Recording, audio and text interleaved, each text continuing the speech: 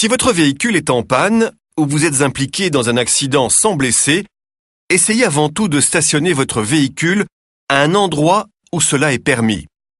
Si une partie de votre chargement est tombée sur la chaussée, enlevez-le au plus vite. S'il est impossible de déplacer un véhicule où la charge tombée est considérable, alors vous devez tout mettre en œuvre pour éviter que d'autres accidents ne se produisent à cet endroit. À cette fin, placez tout d'abord le triangle de danger et s'il fonctionne encore, allumez vos 4 feux indicateurs de direction. Pour éviter un incendie, éteignez les moteurs qui vrombissent encore et bien évidemment, ne fumez pas sur le lieu de l'accident. Le triangle de danger doit être placé de manière bien visible, sur une route ordinaire à une distance d'au moins 30 mètres de l'accident et sur les autoroutes à au moins 100 mètres. Il doit être placé de sorte qu'il soit visible à une distance de 50 mètres pour les conducteurs qui s'en approchent. Lors d'un accident sans blessé, vous ne devez pas prévenir la police. Il suffit que les parties concernées remplissent et signent le constat européen d'accident. En signant, vous confirmez que vous êtes d'accord avec les informations complétées. À partir de l'âge de 15 ans, vous êtes obligé de présenter votre carte d'identité si l'une des personnes impliquées le demande. En cas de désaccord, ou l'un des parties concernées refuse de signer le constat d'accident, prévenez la police. Si celle-ci n'est pas en mesure de venir, allez vous-même déposer votre déclaration au commissariat de police. Si vous avez causé des dégâts à une propriété ou à un véhicule et vous ne trouvez pas le propriétaire, alors vous devez laisser vos données d'identité ou informer la police. Un véhicule en panne ne peut jamais rester plus de 24 heures sur la voie publique. S'il n'y a que des blessés légers, stationnez votre voiture à un endroit où cela est autorisé. Si ce n'est pas possible, ou il y a des blessés graves, alors vous devez tout mettre en œuvre pour éviter que d'autres accidents ne se produisent à cet endroit.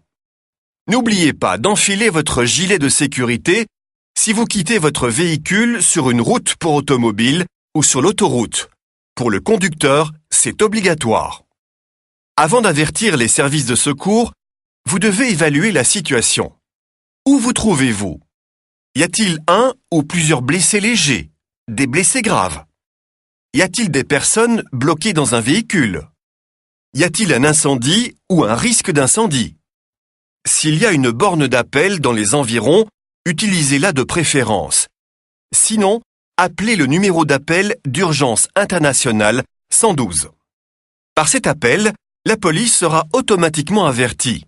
Elle devra d'ailleurs toujours se rendre sur les lieux d'un accident avec blessés pour effectuer les constatations.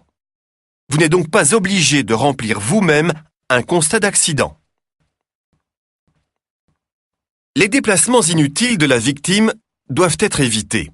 Ils peuvent souffrir de fractures ou d'hémorragie interne. Ne retirez pas le casque de la tête, sauf si le blessé a des difficultés à respirer ou a par exemple des vomissements. Ne donnez pas de médicaments à un blessé.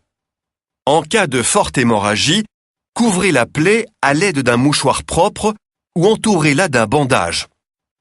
Si vous voulez suivre l'ambulance, vous devez respecter les limites de vitesse. Sur le forum de permis de conduire online, nous recevons régulièrement des messages de personnes qui ont commis un délit de fuite et qui s'étonnent que la police les a tout de même retrouvés. Vous commettez un délit de fuite quand vous abandonnez intentionnellement le lieu de l'accident en sachant ou vous doutant que vous avez causé un accident. Et votre intention est de fuir les constatations et les conséquences.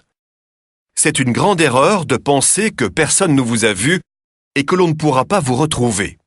Ne commettez jamais de délit de fuite, car il est sévèrement puni et à ce moment, plus personne ne pourra vous aider.